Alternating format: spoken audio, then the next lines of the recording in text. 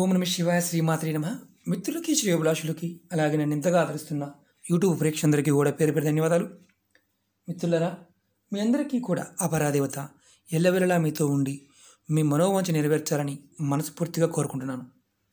చాలామంది మిత్రులు మెయిల్స్లోనూ కామెంట్స్లోనూ ధనత్రయోదశి దీపావళి రోజున గురువుగారు మేము ఎలాంటి పూజ చేస్తే ఎలాంటి అద్భుతాలు కలుగుతాయి, అలాగే చేయకూడని పనులు కూడా చెప్పండి అని చాలామంది అడగడం జరిగింది.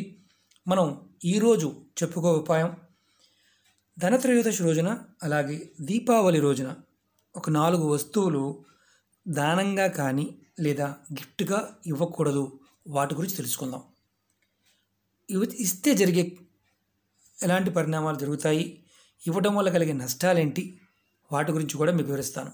అలాగే మీకు ఈ వీడియో నచ్చినట్లయితే లైక్ చేయండి, నా ఛానల్ సబ్స్క్రైబ్ చేసుకోండి, పక్కనే ఉన్న గంట సింబల్ని యాక్టివేట్ చేసుకోండి. మనం అంతకుముందు వీడియోలో ధనత్రయోదశి రోజున దీపావళి రోజున లక్ష్మీ పూజ చేసి మనం అద్భుతమైన ధనలాభాన్ని పొందడానికి ఉపాయాలు చెప్పుకున్నాం.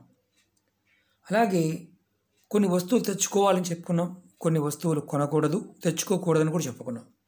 అలాగే చాలామంది ఈ దీపావళి సమయంలో ధనత్రయోదశి అంటే గిఫ్ట్గా, అంటే మామూలుగా గిఫ్ట్గా ఇస్తూ ఉంటారు. అందుట్లో కొన్ని తెలియక కొన్ని పదార్థాలు గిఫ్ట్గా ఇస్తారు. దానివల్ల ఆర్థికంగా ఇబ్బందులు పడుతూ ఉంటారు. అంటే కొంతమంది దానాలు కూడా చేస్తూ ఉంటారు. కొన్ని పదార్థాలు ఇవ్వకూడని పదార్థాన్ని కూడా దానం చేస్తుంటారు. అలాంటి పాయింట్ ఆఫ్ వ్యూలో మనం ఈ రోజున ధనత్రయోదశి రోజున దీపావళి రోజున ఈ గిఫ్ట్గా ఇవ్వకూడని వాటి గురించి తెలుసుకుందాం. అలాగే ఒకవేళ ఇస్తే కలిగే నష్టం ఏంటంటే లక్ష్మీమాత మన ఇంటి నుండి బయటికి వెళ్ళిపోతుంది. అలాగే ఏ వస్తువులు మనం ఇవ్వకూడదో వాటిని జాగ్రత్తగా వినండి. ఎందుకంటే మనం తొందరపాటులో స్కిప్ చేస్తూ ఉంటాం. చిన్న వీడియోనే, పెద్ద వీడియో కాదు. మామూలుగా శాస్త్ర ప్రకారం ధనత్రయోదశి రోజున అంటే ధనాన్ని వృద్ధి చేసే పండగగా దీపావళి ధనత్రయోదశిని చూస్తూ ఉంటాం.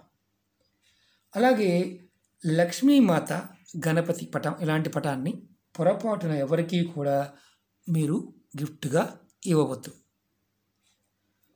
ఎందుకంటే ధనాన్ని వృద్ధి చేసే లక్ష్మీ అమ్మవారు, విఘ్నాధిపతి అయిన గణపతి, ఇలా లక్ష్మీ అమ్మవారు, గణపతి ఉన్న ఇలాంటి ఫ్రేమ్స్ని పొరపాటున ఎవరికి కూడా మీరు గిఫ్ట్గా కానీ ఇవ్వవద్దు. ఇవ్వడం వల్ల ఏమవుతుందంటే మీకు ఎవరైతే ఇస్తారో వారికి ధనహాని కలుగుతుంది. అలాగే ఇత్తడి, రాగి, వెండి, బంగారు వస్తువులు ఎవరికి ఇవ్వవద్దు. మీ ఇంటికి మీరు కొని తెచ్చుకోవచ్చు, కానీ మీరు గిఫ్ట్గా, దానంగా ఆ సమయంలో ఇవ్వకూడదు. అలాగే మరి అనుమానం వస్తుంది, చుట్టాలకి ఫ్రెండ్స్కి కూడా అనుమానం వస్తుంది, చుట్టాలకి ఫ్రెండ్స్కి కూడా ఇవ్వకూడదు. అలాగే అంటే వెండి వస్తువులు, రాగి వస్తువులు, కొంతమంది వెండి గ్లాసులు, రాగి గ్లాసులు ఎంప్లాయీస్గా ఉన్న వారికి, కంపెనీలో ఉన్న వారికి ఇస్తూ ఉంటారు. ఆ రోజు కాకుండా తర్వాత రోజు ఇవ్వవచ్చు, కానీ పండగ రోజున మాత్రం ఇవ్వకూడదు. ముందు ఇవ్వవచ్చు, ధనత్రయోదశి ముందు ఇవ్వవచ్చు, దీపావళి పండగ రోజున, కానీ ధనత్రయోదశి ముందు ఇవ్వకూడదు. పండగ అయిపోయిన తర్వాత ఇవ్వచ్చు, ఇబ్బంది లేదు. ఆ 2 రోజులు మాత్రం ఇవ్వకూడదు. అలాగే కొత్త బట్టలు కొంటూ ఉంటారు. కొంతమంది బట్టలు షాపుల్లో పనిచేసే వాళ్ళకి గిఫ్ట్ ఇస్తూ ఉంటారు.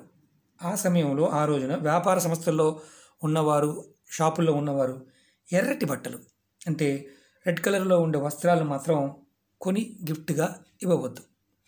దీపావళి పండుగ రోజున, ముందు రోజు ధనత్రయోదశి రోజున కూడా అలాంటి బట్టలు గిఫ్ట్గా ఇవ్వమాకండి. అలా ఇవ్వడం వల్ల ఏమవుద్దంటే మీకు తెలియకుండానే ఆర్థికమైన సమస్యలు ఎదుర్కొంటారు. అలాగే విపరీతమైన అశాంతి అనేది మనకు వస్తుంది.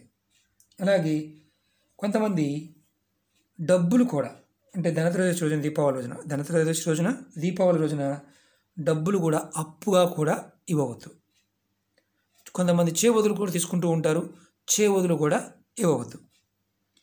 దానంగా కూడా ఆ రోజున, దీపావళి రోజున అలాగే ధనత్రయోదశి రోజున దానంగా కూడా డబ్బులు ఎవరికి ఇవ్వవద్దు. అలాగే ఇలా ఇస్తే ఏమవుతుంది, ఇవ్వడం వల్ల ఆర్థిక సమస్యలు ఎదుర్కొంటారు. అలాగే కొంతమంది మామూలుగా స్వీట్స్ లాంటివి గిఫ్ట్గా ఇవ్వవచ్చు, దాంట్లో ఎలాంటి ఇబ్బంది లేదు. స్వీట్స్ మనం పంచుతూ ఉంటాం కదా, స్వీట్స్ గిఫ్ట్గా ఇవ్వాలి, ఇవ్వడం మంచిది. అలాగే మనం ఒకవేళ అంటే బంగారం, వెండి, ఇత్తడి లాంటివి ఇవ్వాలి అనుకున్నప్పుడు పండగ ముందు కానీ అంటే త్రయోదశికి ముందు కానీ అలాగే పండగ తర్వాత అంటే త్రయోదశి, దీపావళి కాకుండా ముందు కానీ ఆ తర్వాత కానీ ఇవ్వవచ్చు. ఎలాంటి ఇబ్బంది ఉండదు. రెండోది ఏంటంటే ఇవి మనం సహజంగా ఈ చిన్న చిన్న విషయాలని మనం గమనించి గనక మనం చేసినట్లయితే అమ్మవారి యొక్క కృప కలుగుతుంది. నెక్స్ట్ వీడియోలో ఏ వస్తువులు మనం ఆ సమయంలో పూజ చేసి పెట్టుకోవడం వల్ల చిన్న ఉపాయాన్ని నెక్స్ట్ వీడియో తెలియజేస్తాను. మీకు ఈ వీడియో నచ్చినట్టు లైక్ చేయండి, నా ఛానల్ సబ్స్క్రైబ్ చేసుకోండి, పక్కనే ఉన్న గంట సింబల్ యాక్టివేట్ చేసుకోండి, 10 మంది మిత్రులకి షేర్ చేయండి. ఓం నమః శివాయ, శ్రీమాత్రే నమః.